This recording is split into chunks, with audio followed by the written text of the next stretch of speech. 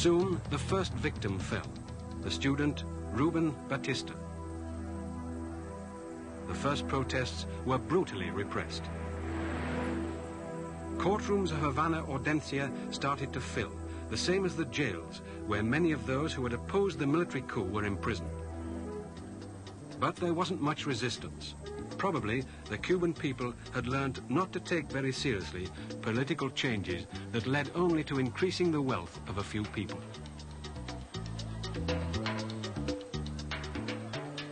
Life went on, and Havana was becoming the great city of Central America and the Caribbean.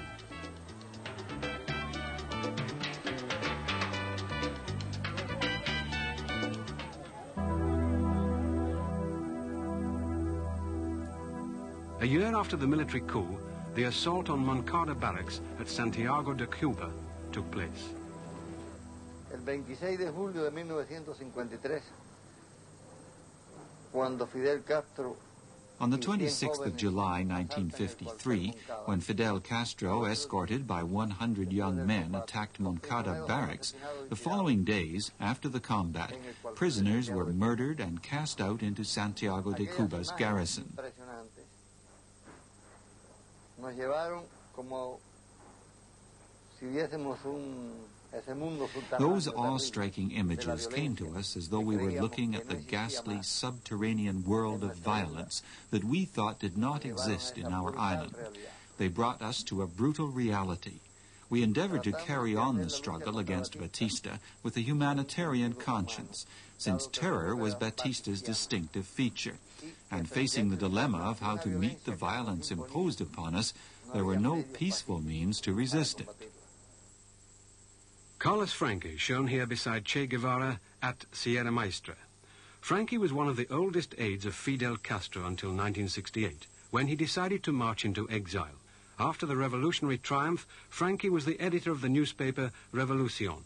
Since he became an exile in Rome, he has collaborated with great artists like Miro and Calder.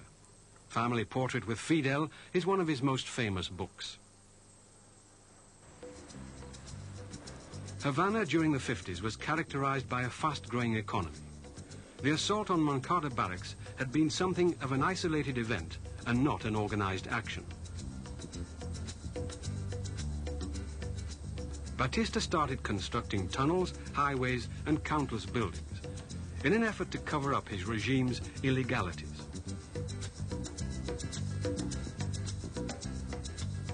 He called general elections in November 1954 with few or no guarantees for his opponents. People dashed again into the streets.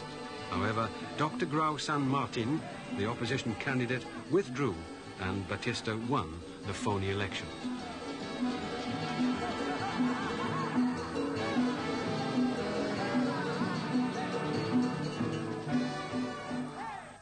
A few months before the elections on May the 15th, an amnesty was decreed and Castro and his followers, who had been convicted for the assault on Moncada barracks, were freed. Thus, Castro served in prison only 1.5 years of a 15-year sentence. After being freed, Castro tried to incite the students at Havana University, but with little success, because they already had their own leaders, José Antonio Echeverria and Fructuoso Rodriguez. Sometime later, Castro left for Mexico to prepare, as he put it, the regime's downfall. On November the 24th, 1956, Castro set off from Tuxpan, Mexico, with 82 men on board the yacht Granma. The landing of the Granma was nearly a shipwreck. Then Castro decided to march towards the nearby Sierra Maestra and try to gather his scattered forces. After gathering his men, he decided to begin the guerrilla war. Other leaders emerged: Che Guevara, Camilo Cienfuegos, Raúl Castro, and also Huberto Matos.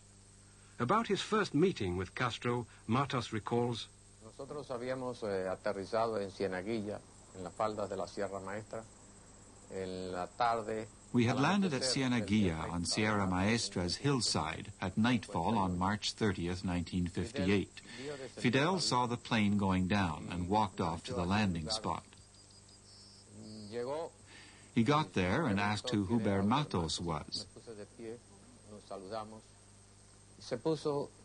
I rose to my feet. We exchanged greetings, and later on he started inspecting the material he had come to see, which had arrived in the plane. He tried the weapons one after another, shooting in the air in the middle of the night. He looked like a youngster hopping around, shouting with a gun in each hand. "We'll win the war now! We'll win the war now!" That night I saw Fidel as a man frenzied at only having a few more rifles and machine guns and ammunition for the combat.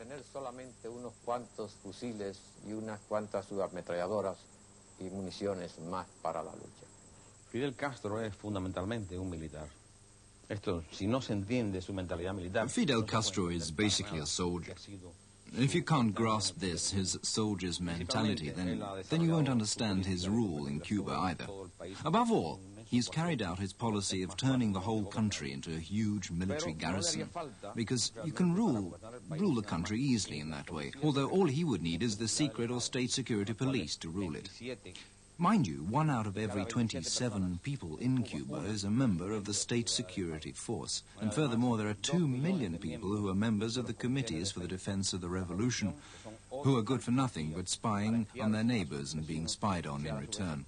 That is to say, a terrifying network of accusations and espionage. And this is unique in America. I dare say, it could probably only be matched in Mao's China or in the Soviet Union under Stalin. Guillermo Cabrera Infante is one of the leading writers of Cuba and in the Spanish language as a whole. At present, he lives in exile in London.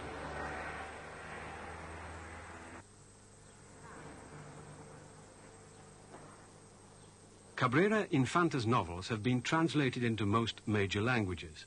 Among his latest books, there is an outstanding title, Infante's Inferno. In Cuba, he was the editor of the weekly magazine Lunes de Revolución, a literary supplement of the newspaper Revolución.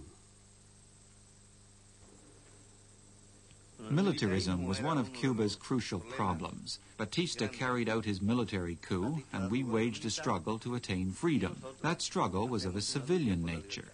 I had my first encounter with what may be called militarism inside the revolution upon my arrival in Sierra Maestra in 1958, where I met the rebel army and Fidel Castro. And my first argument dealt with revolutionary militarism, because I considered myself a civilian. I was a member of the 26th of July movement's directorate, and Fidel Castro wanted me to be a soldier. This was the first symptom of militarism I sensed. And as a matter of fact, at the time of taking power, the Cuban Revolution was of a military trend, because it was the rebel army that triumphed, and not the civilian movement. We have won several victories against a superior force, and our army grows stronger each day. As you have seen here, during the march, there are thousands of men who would gladly join us, but at this time we cannot accept most of them because we lack arms. But we hope to get that arms from Batista's soldiers themselves. At the beginning of the guerrilla war in the Sierra Maestra, Castro established the death penalty, especially against Batista's partisans. Executions have continued in Cuba since then.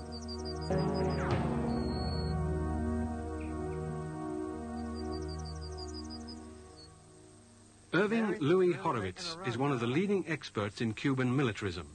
He is professor at Rutgers University in New Jersey, the United States. About the origins of the Cuban Revolution's militarism, he says, "It's a military regime in its origins. It's a military regime now because it has always been military. The nature of the system originated in guerrilla warfare.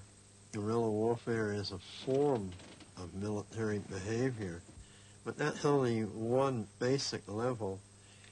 There's a second level, equally important, it seems to me.